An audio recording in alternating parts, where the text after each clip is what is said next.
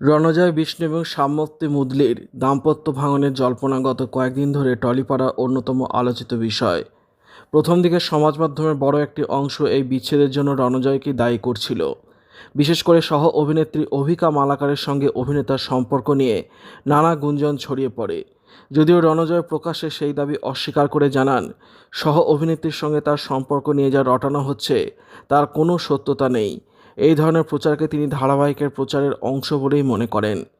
এরই মধ্যে একটি সাম্প্রতিক সাক্ষাৎকারে ব্যক্তিগত জীবনের কিছু গুরুত্বপূর্ণ বিষয় সামনে আসে, যা এই বিতর্কে নতুন মাত্রা যোগ করেছে। সাক্ষাৎকারে রণজয় জানান, যদি দাম্পত্য সম্পর্কে সময় দিতে তিনি আপত্তি করেননি, বরং দীর্ঘ কয়েক মাস ধরে অশান্তির কারণে তিনি মানসিকভাবে ভেঙে পড়েছিলেন। একই সঙ্গে তিনি বলেন, অতীতেও সম্পর্ক ভাঙার ক্ষেত্রে বরাবর তাকেই দায়ী করা হয়েছে, কিন্তু এবার সেই অভিযোগ তিনি মানতে রাজি নন। এদিকে অভিনেতার কাছের মানুষের তরফ থেকে দাবি করা হয়েছে, বিয়ের বেশ কিছুদিন আগে থেকেই কলকাতার একটি পরিচিত রেস্তোরাঁ ব্যবসায়ীর সঙ্গে সাম্যত্তি মদুলি ঘনিষ্ঠতা তৈরি হয়েছিল এবং সেই সম্পর্ক এখনও বজায় রয়েছে। পরিবারের দাবি, এই বিষয়টি নাকি তাদের দাম্পত্য অশান্তির অন্যতম কারণ হয়ে ওঠে। যদিও এই দাবি নিয়ে সাম্যত্তি মুদলি এখনও পর্যন্ত প্রকাশ্যে কোনো প্রতিক্রিয়া দেননি। এই তথ্য সামনে আসতেই সমাজ মাধ্যমে বিতর্কের মোড় ঘুরে যায়। একদিকে যখন অভিকা মালাকার এবং রণজয়কে কাঠগড়ায় দাঁড় করাচ্ছিলেন, তাদের বিরুদ্ধে এবার প্রশ্ন উঠতে শুরু করেছে। অনেকেই লিখেছেন, বিয়ের আগে থেকে যদি অন্য কারোর সঙ্গে ঘনিষ্ঠতা ছিল, তবে বিয়েটা করার দরকার কী ছিল। আবার কারো প্রশ্ন, যখন বিয়ে করেই ফেলেছেন তখন সংসারটা টিকিয়ে রাখতে সমস্যা কোথায় ছিল। আরও অনেকের মন্তব্য করেছেন, নিজের স্বামীর চেয়ে অন্য কেউ বেশি অর্থবিত্তের মালিক বলেই কি এত বছরের সম্পর্ক ভেঙে গেল। যদিও এই সমস্ত বক্তব্যই সমাজ মাধ্যমে ঘুরে বেড়ানো নেটিজেনদের ব্যক্তিগত মতামত, যা স্বাধীনভাবে কোনো প্রমাণ সামনে আসেনি। অভিনেতা রণজয় বিষ্ণুর ব্যক্তিগত জীবন নিয়ে গত কয়েকদিন ধরেই নানা জল্পনা চলছে। তারই মধ্যে শুটিং ফ্লোর থেকে এলো তাঁর অসুস্থ হয়ে পড়ার খবর। বর্তমানে তিনি প্রতিজ্ঞা ধারাবাহিকে অভিনয় করছেন। শুক্রবার সেই ধারাবাহিকের শুটিং চলছিল এবং নির্ধারিত সময়ে সেটে পৌঁছে যান অভিনেতা। তবে কাজের ফাঁকেই আচমকা শারীরিক অসুস্থতা বোধ করেন তিনি। খবর সামনে আসতেই অনুরাগীদের মধ্যে উদ্বেগ ছড়িয়ে পড়ে। সূত্রে খবর, শুটিং চলাকালীন লিফটের মধ্যে আচমকা মাথা ঘুরে যায় রণজয়ের। সঙ্গে সঙ্গে ইউনিটের সদস্যরা তাকে বসিয়ে জল খাওয়ান এবং বিশ্রামের ব্যবস্থা করেন। এরপর বেশ কিছুক্ষণ বিশ্রাম নেওয়ার পর তার শারীরিক অবস্থা কিছুটা স্থিতিশীল হয়। জানা গিয়েছে, আগের রাত থেকেই তিনি মানসিক উদ্বেগের মধ্যে ছিলেন। সেই কারণেই শারীরিকভাবে অসুস্থ হয়ে পড়েছেন বলে প্রাথমিকভাবে মনে করা হচ্ছে। আপাতত ধারাবাহিকের পক্ষ থেকে তাকে পর্যাপ্ত বিশ্রাম নেওয়ার পরামর্শ দেওয়া হয়েছে। টলিপাড়ার এক সূত্রের দাবি, বেশ কিছুদিন ধরেই নাকি তাঁদের সংসারে অশান্তি চলছে। সেই খবর ছড়িয়ে পড়ার পর বিভিন্ন মহলে শুরু হয় নানা জল্পনা ও বিশ্লেষণ। তবে এই সমস্ত বিষয় নিয়ে এতদিন পর্যন্ত প্রকাশ্যে কোনো মন্তব্য করেননি অভিনেতা। অবশেষে সব বিতর্কের মাঝেই নিজের বক্তব্য সামনে আনলেন রণজয়। ঘনিষ্ঠ সূত্রের দাবি অনুযায়ী বিয়েতে পাওয়া অর্থকে কেন্দ্র করেই নাকি প্রথম সমস্যা শুরু হয়। এরপর সম্পত্তি নিয়েও স্বামী স্ত্রীর মধ্যে মতবিরোধ তৈরি হয়েছে বলে খবর সামনে আসে। এমনও দাবি করা হয়, বাড়ির পাশাপাশি একটি গাড়িও নিজের নামে করে নেওয়ার চেষ্টা করছেন সাম্যত্তি। শুধু তাই নয়, বড় পর্দায় অভিনেত্রীর কাজ করাও নাকি রণজয়ের পছন্দ ছিল না। প্রতিদিনের অশান্তি বাড়তে বাড়তে অশালীন ভাষা ব্যবহার পর্যন্ত গড়ায় বলে অভিযোগ ওঠে। এমনকি কয়েকদিন আগে নাকি স্ত্রীকে বাড়ি ছেড়ে বেরিয়ে যেতে বাধ্য করেছিলেন অভিনেতা। এমনও দাবি বিভিন্ন মহলে ছড়িয়ে পড়ে। যদিও এই অভিযোগগুলি কোনোটির সত্যতা স্বাধীনভাবে নিশ্চিত করা যায়নি। এই পরিস্থিতির মধ্যে ইনস্টাগ্রামে একটি ভিডিও প্রকাশ করে নিজের বক্তব্য জানালেন রণজয়। ভিডিওতে তিনি বলেন, দয়া করে আমাকে বাঁচিয়ে দিন। আমি খুব সাধারণ জীবনযাপন করি। আমরা নিজেদের ইচ্ছায় বিয়ে করেছিলাম, আমাদের কেউ জোর করেনি। আমাদের যদি কোনো সমস্যা হয় সেটা আমরা নিজেরাই মিটিয়ে নেব। যদি কোনো সিদ্ধান্ত নিই তাহলে আমরা দুজনেই সকলকে জানাবো। কিন্তু এইভাবে আমার ব্যক্তিগত জীবন নিয়ে কাটাছেঁড়া করবেন না দয়া করে। তিনি আরও বলেন, আমি মানসিকভাবে ভীষণ বিপর্যস্ত, তাই এতদিন এই বিষয় নিয়ে কোনো কথা বলতে চাইনি। আমি চুপ করে ছিলাম বলেও নানা কথা বলা হচ্ছে, কিন্তু একজন মহিলাকে নিয়ে কিছু বলার আগে সবাইকে ভাবা উচিত। আমার প্রাক্তনকে নিয়েও আলোচনা হয়েছে। আমরা যদি একাধিক প্রেম করে থাকি তাতে অন্যায় কি আছে? আমি তো আর মানুষ খুন করিনি।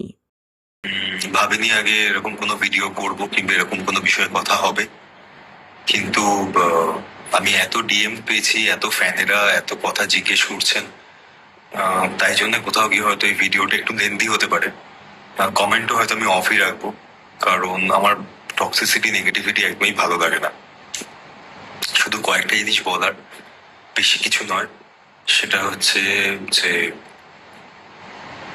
আমি এবং শ্যামপ্তিকে নিয়ে যে এত কথা হচ্ছে, এইভাবে কথাগুলো হচ্ছে, যে কাদা ছোড়াছুড়িটা মিডিয়ার কিছু লোকেরা করছে, সবাই নয়, সেটা বোধহয় কাম্য নয়।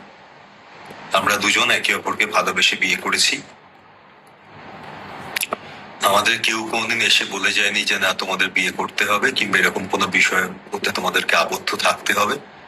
কিন্তু আমরা ভালোবেসে একে অপরকে বিয়ে করেছি এবং সেই উচ্ছ্বাসে আমরা নাচ গান অনেক কিছুই করেছিলাম। সেটা নিয়েও এখন বিভিন্ন রকম কটূক্তি হচ্ছে। এটা শুনতে কিংবা দেখতে আমাদের দুজনেরই খারাপ লাগছে। দ্বিতীয় হচ্ছে যে কিছু মিডিয়ায় আমি অনেকেরই ফোন তুলিনি, অনেকেই ফোন করেছেন, কারণ হচ্ছে বারবার এক কথা বলা কিংবা কোনো বিষয়ে নিজেদের ব্যক্তিগত জীবন এরকম ভাবে প্রকাশ্যে এসে কথা বলাতে আমি খুব একটা আগ্রহ প্রকাশ কোনোদিনই করিনি। সেই জন্যই আমি কিছু বলিনি কোথাও। আমি এই মুহূর্তে মানসিকভাবে খুবই বিপর্যস্ত। সেই জন্যে আরো আমার ইচ্ছা করেনি যে এই কথাবার্তাগুলো নিয়ে আরো সামনে আনার। আর একজন মহিলা, আমি সবসময় বলে এসেছি, একজন মহিলাকে নিয়ে কথা বলার আগে আমাদের ভাবা উচিত। সেই জন্যে আরো এই ভিডিওটা করা। এই যে কথাগুলো উঠেছে, আমি কিছু জনৈক মিডিয়ায় দেখলাম, টাকা পয়সা লেনদেন, যে কি কি কথাবার্তা, মানসিক হেনস্থান, অল দোজ স্টাফ। আপনার কাছে কোনো প্রমাণ আছে? এত বড় একটা কথা বলছেন। বিশ্বাস করুন দাদা দিদি, আমি খুব একটা সাধারণ এবং খুবই সিধে সাদা একটা জীবন আমার। প্রেম এরকম শুধু আমি সেলিব্রিটি বলে আমার জীবনে 2-3টে প্রেম হয়েছে বলে খুব অন্যায় হয়ে গেছে? কাউকে খুন করেছি আমি? যে কথাগুলো, যে ব্লেম গুলো আমার উপর দেয়া হচ্ছে, এটা মনে হচ্ছে না যেটা খুবই অনধিকার চড়ছে এবং খুব খারাপ কথা বলা হচ্ছে একটা মানুষকে? এটা তো উচিত নয়, এটা তো কাম্য নয়। না, আর আমি বিশ্বাস করি না যে শ্যামপ্তি এরকম কোনো কথা বলতে পারে। তাহলে শুধু শুধু এরকম ভাবে একটা কোনো নিউজ প্রকাশ করা হচ্ছে, যেটা খুবই অন্যায়। সত্যিটা কিভাবে কি বিয়ে হয়েছে না হয়েছে সেখানে বলা হচ্ছে। আমি বিয়ের সময় কি অধিকাংশ টাকা পয়সা হেনা তেনা কি সব, সেটা তো আমাদের দুই ফ্যামিলি জানে। আমি জানি, শ্যামপ্তি জানে, ওর বাবা মা জানে, আমার পুরো পরিবার জানে। আপনারা এই সমস্ত আজে বাজে কথা বলছেন কি করে?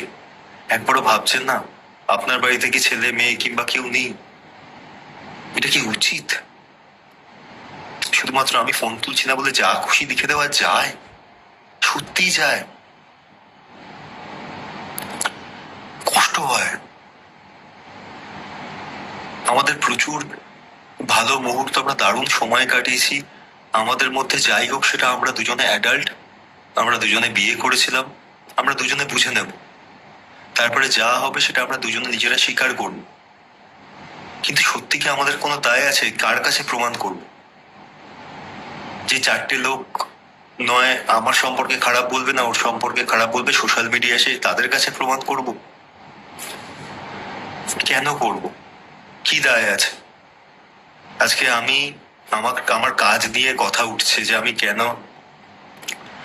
আমি একটা রোমান্টিক সিরিয়াল করি, সেখানে আমি কি করবো? ছোট জগন্নাথ হয়ে দাঁড়িয়ে থাকবো, এটা এক্সপেকটেশন?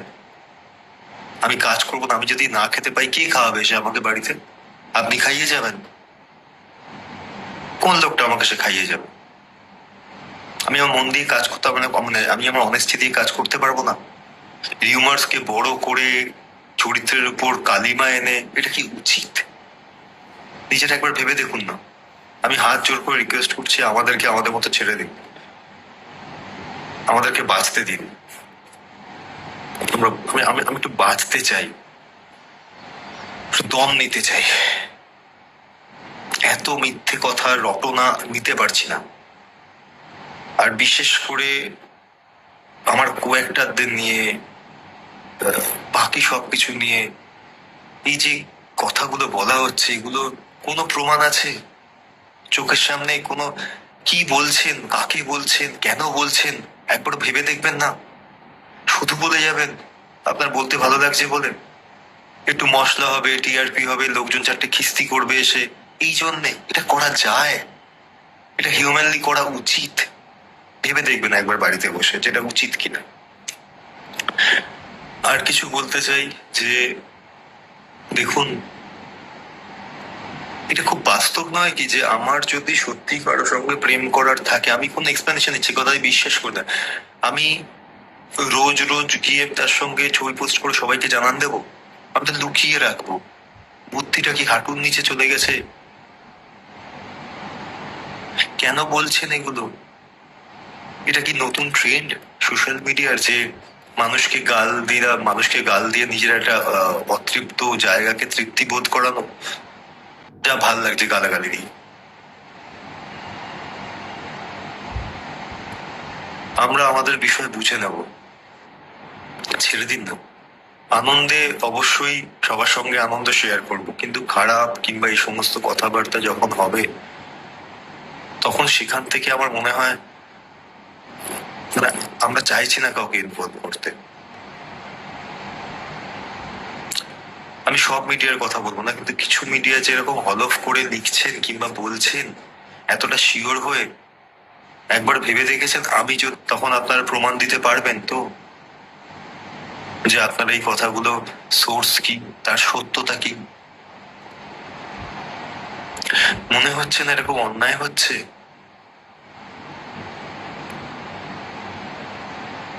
না সমাপ্তি সম্পর্কে, না আমার সম্পর্কে, কারো সম্পর্কে কোনো কথা প্লিজ এভাবে বাজারে রটাবেন না।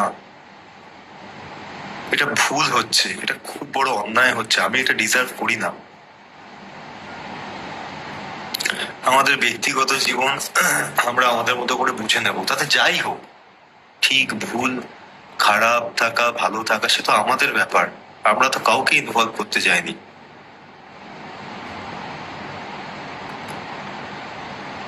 এবারে এই যে কথাগুলো বলছেন যে অ্যাজ ইফ এই ঘটনাগুলো আমি এই বিষয়ে করেছি, আমি তো জানি এগুলো সমাপ্তি কখনো বলতে পারে না, তো সত্যিটা তো জানে। তাহলে আপনারা কেন বলছেন? কিসের জন্য বলছেন? এতটা হলফ করে লিখে দিচ্ছেন? এটা উচিত হচ্ছে? একবার ভেবে দেখবেন তো। হাত জোর করে রিকোয়েস্ট করছি, প্লিজ একটু বাঁচতে দিন। বিশেষ করুন আপনার মতো আমারও একটা নর্মাল সাদাসিধে জীবন, কাজ করি বাড়ি যাই, কোনো হ্যাঙ্গি ব্যাঙ্গিতে থাকি না, একটা নর্মাল জীবনযাত্রা আছে আমার, তাতে ডিস্টার্ব করবেন না, আর অন্য কোনো মহিলাকেও ড্র্যাগ করবেন না সেখানে। একবার আমার অন্য কোনো বন্ধুকে নিয়ে বলছেন, একে নিয়ে বলছেন, তাকে নিয়ে, কি আত্মতৃপ্তি ঘটছে তাতে? কি সুখ পাচ্ছেন? আপনার সত্যি মনে হয় যে এই কথাগুলোর কোনো ভ্যালিডেশন আছে? আমাদের যদি ঠিক মনে হয় আমরা সেইভাবে থাকবো, আমাদের যেটা মনে হয় ও মা, কিন্তু এই অপপ্রচারটা করবেন না। এই অপপ্রচারটা অন্যায় হচ্ছে। আমি ডিজার্ভ করি না এটা, আমরা ডিজার্ভ করি না এটা, এটা ঠিক হচ্ছে না, এটা খুব বাজে হচ্ছে। আমি কাজ করি বাড়ি যাই, এবার আমাকে যদি জবাব দিয়ে করতে হয় আমি কোন কাজ কিরকম ভাবে করবো, তাহলে তো খুব মুশকিল। কথার প্রসঙ্গে বলছি, আজকে আমি আমার কোনো বন্ধুর সাথে যদি আজকে আমার ভয় লাগে, এমন ভীতি সৃষ্টি হয়েছে, কোনো বন্ধুর সঙ্গে রাস্তায় দেখা হলে যদি দুটো কথা বলি, কি কোনো বন্ধুর সাথে যদি কোথাও চা খেতে যাই, আর সে যদি বাই চান্স মহিলা হয়, আমার ক্যারেক্টারের জাজমেন্ট হয়ে যাবে যে এই তো এই লোকটা দেখো এই করছো এই করছো। আপনাদের কারো কোনো বন্ধু বান্ধব নেই? আপনারা কোনোদিন চা কফি খান না, কোথাও যান না, নাকি ব্যক্তিগত জীবন সম্পর্কে রোজ আমাকে প্রমাণ দিতে হবে? এই কাদা ছোড়াছুড়িটা বন্ধ হোক, আমি হাত জোর করে রিকোয়েস্ট করছি, আমাকে কাজ করতে দিন। আমি একটা খুব সাধারণ মানুষ, আমার ফ্যামিলি, ওদের ফ্যামিলি, আমরা খুব সাধারণ লোকজন। কোনোদিন আমি আমার কাজ নিয়ে আমাকে দেখেছেন বারপট্টাই করতে? আরে সাই আর একটা বিরাট কিছু হ্যানা তেনা। আপনাদের ভালোবাসায় আমি বারবার বলছি, হয়তো 5% লোক ইনভলভ, সেই 5%কেই বলছি, কারণ জানি 95% লোক শিক্ষিত, তারা বোঝে। এর মাঝখানে কিছু লোক বাংলাদেশের লোকজনদের নিয়ে আপনি এরকম বলেছেন। আমি কি বলেছি? আমি বলেছি দুদেশ থেকে কিছু লোকজন এমন কিছু কমেন্ট করে, এসে কথা বলে, যেটা খুবই অপমানসূচক, করা উচিত নয়, কারোই করা উচিত নয়। দয়া করে এগুলো আর করবেন না, আর স্প্রেড করবেন না এই নেগেটিভিটি। ছেড়ে দিন, আমরা আমাদের মতো করে বুঝে নেব, যা হবে যেটাই হবে ছেড়ে দিন না প্লিজ। কারণ আজকে আমি, আমার ফ্যামিলি, 6টা বয়স্ক লোক আমার ফ্যামিলিতে, খুব সাদা সাদা ফ্যামিলি আমার, তারা বেঁচে আছিল আমার মুখের দিকে তাকিয়ে। 10টা কথা তাদের কানে, এই সমস্ত, যেখানে আমি কিছু করিনি। এটা কি উচিত হচ্ছে? আর কোনো কিছুর কোনো, যদি আপনি নাই, বা আমার কথা হচ্ছে যে একটা মানুষের জীবনে কি হচ্ছে না হচ্ছে আপনারা তো কেউ কিছু জানেন না। সবটা স্পেকুলেশন আর অ্যাসাম্পশনের উপর ভিত্তি করে দাগিয়ে দেওয়া যায়। আজকে যদি, আর একটা, হ্যাঁ, খুব গুরুত্বপূর্ণ বিষয়, সেটা হচ্ছে শুধুমাত্র হিরো হিরোইন হলেই তাদেরকে অ্যাড্রেস করা খুব সহজ না। যেদের মধ্যে কিছু একটা, কেন বলুন তো? আজকে যদি কোনো একজন বাইরের লোক হতো, যার সঙ্গে ইন্ডাস্ট্রির কোনো সম্পর্ক নেই, তার সঙ্গে আমি যে দুটো কথাবার্তা বলতাম, তখন কিন্তু এগুলো আসতো না। যেহেতু হিরোইন, তাই বারবার আসবে। এটা কি উচিত? তারও তো একটা পরিবার রয়েছে, তারও তো একটা মান সম্মান রয়েছে, ঠিক যেরকম ভাবে আমাদের রয়েছে। এই কোনোটা তো উচিত হচ্ছে না। এই সমস্ত কথাবার্তার মাঝখানে আমি তাদের দিকে কি করে চোখ তুলে তাকাবো? তারা আমাকে খুবই সাপোর্ট করছেন যে এই সমস্ত কিছু কেউ পাত্তা দিচ্ছে না, কিন্তু এটা তো উচিত নয়। আপনারা ভেবে দেখুন না, নিজেরাই ভেবে দেখুন। আমি কিচ্ছু চাইছি না, তো বলছি একটু শান্ত হন, একটু চুপ করে যান। যে ভাবে জিনিসগুলোকে অপপ্রচার করা হচ্ছে, সেটা খুব অন্যায় হচ্ছে, খুব অন্যায় হচ্ছে। আমার মনে পড়ে না আজ পর্যন্ত আমি আমার সম্পর্ক নিয়ে কোনোদিন কোথাও একটা খারাপ কথা বলেছি কিনা। কোনো মানুষ আমার জীবনে থাকুক কি চলে যাক, যে অবস্থায় থাকুক, কেউ সে বলতে পারবে না আমি কারো সম্পর্কে কোনো খারাপ কথা বলেছি। একটা সময় তো কোনো সময় ভালো সময় কাটিয়েছি, সবটাকে অপমান করতে তো আমি পারি না। এটা তো আমার রুচিতে বাধে, আমি আমার শিক্ষায় বাধে, আমি কোনোদিন করবো না সেটা। এবং আমি সবাইকে বলি, আমার সম্পর্কে হাজার খারাপ কথা বলে আমি ঘুরি একটাও খারাপ কথা বলবো না, আমি বলবোই না। এটা আমার রুলস। আর আমি একটা লোক যে কিনা চিরকাল পেট্রিয়ার্কির এগেনস্টে লড়াই করে এসেছি, তাকে এরকম ভাবে দাগিয়ে দেওয়া হচ্ছে। যে কিনা ফেমিনিজম কে সাথে নিয়ে চলতে চেয়েছে চিরকাল, কত লোকের সঙ্গে ঝগড়া করেছে, মিথ্যে কথা বলার জন্য আমার বন্ধুদের সঙ্গে আমার ঝামেলা হয়ে গেছে। খেলার মধ্যেও কেউ যেন মিথ্যে কথা না বলে, আমি মিথ্যে বলি না। কেন করছেন এটা?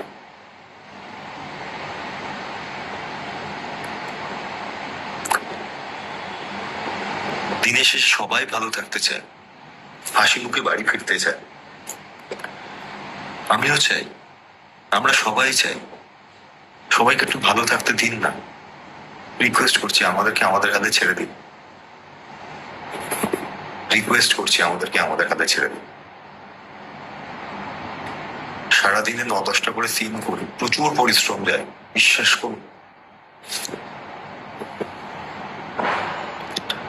আমি কাউকে কোনো বাইর দিতে চাইনি, কারণ এই যে খুঁজি অনেক সময় অনেক প্রশ্ন করা হয়, যে প্রশ্নগুলোর কোনো ভিত্তি থাকে না। আমার মনে হয় কি বলবো আমি ব্যক্তিগত জীবন নিয়ে কথাবার্তা, ভালো লাগে না আমার, তাই আমি কোনো কথা বলছি না। আমি কথা বলছি না বলে আমি ভিলেন হয়ে গেলাম, এরকম হয়। আপনার সঙ্গে আমার কথা বলতে ইচ্ছে নাই হতে পারে, আপনারও ইচ্ছা না হতে পারে, তাই বলে আমি খারাপ হয়ে গেলাম। সে খারাপ আপনি আমাকে ভাবুন, তাতে আমি নিজেকে প্রমাণ করতে যাবো না আমি দারুণ একটা ভালো মানুষ। কিন্তু কথা হচ্ছে যে কি লেভেলের কাদা চোরাচুরি হচ্ছে, এত মিথ্যেকে প্রহসন দেওয়া হচ্ছে। অন্য কেউ বা কারা এগুলো যে করাচ্ছে আমি সেটাও জানি, তাদেরও যে কি উদ্দেশ্য, আলটিমেটলি কি আনন্দ আমি জানি না, কিন্তু শুধু এতটুকু বলতে পারি যে এইটা, হ্যাঁ আর ভিতরে সে রেখে যা স্ক্রিপ্ট পারত, কিন্তু এতটুকু বলতে পারি যে ঠিক নয়, উচিত নয়। হ্যাঁ বিশেষ স্ক্রিপ্ট রেখে যাবে। একদিন এসে আমার সঙ্গে যার সন্দেহ থাকবে কোনো বিষয়, আমি তাকে আহ্বান জানাচ্ছি আমার সঙ্গে সে সারাটা দিন থাকুন না, দেখুন না আমি কিভাবে কাটাই, কি হয় না হয়, সমস্ত সমস্যার সমাধান হয়ে যায় তাহলে। কিন্তু কারো সম্পর্কে আমি, ও, সে, কারো সম্পর্কে এই সমস্ত কথাবার্তা বলবেন না প্লিজ। এই বাজে কথাগুলো আমরা কেউ ডিজার্ভ করি না, আমরা সবাই সুস্থ মানুষ। আমি সত্যি এই কথাগুলো থেকে মানুষ কিভাবে খুব বিপর্যস্ত হয়ে যাচ্ছে। আমাকে একটু বাঁচতে দিন দয়া করে, এগুলো করবেন না, প্লিজ করবেন না। এই কাটাছেড়ার অংশীদার হতে চাই না আমি, আমি চাই না এগুলো চিরকাল ভিড় থেকে লুকিয়ে থাকার লোক। যারা মিডিয়ার বন্ধুরা আমার বাইরে, তারা জানে যে আমি খুব কম চেষ্টা করি বাইরে দেওয়ার। কি বলবো, আমি শুধু কাজ করবো, বাড়ি যাবো। আপনারা যেমন সরকারি চাকরি কিংবা বেসরকারি সকাল 10টা-5টার অফিস করেন, আমার কাছেও তাই না। আমি রোজ পার্টি করতে যাই না, কোথাও যাই, কাজ করি, বাড়ি ফিরি। যারা আমাকে রেগুলার বেসিসে চেনে তারা জানে। দয়া করুন আমাদেরকে বাঁচতে দিন, এটা করবেন না। আমাদের ব্যাপার আমরা বুঝে নেবো, তারপরে যা হবে হবে। প্লিজ হাত জোর করে রিকোয়েস্ট করছি, থেমে যান প্লিজ, পারছি না আমি তো, প্লিজ থেমে যান।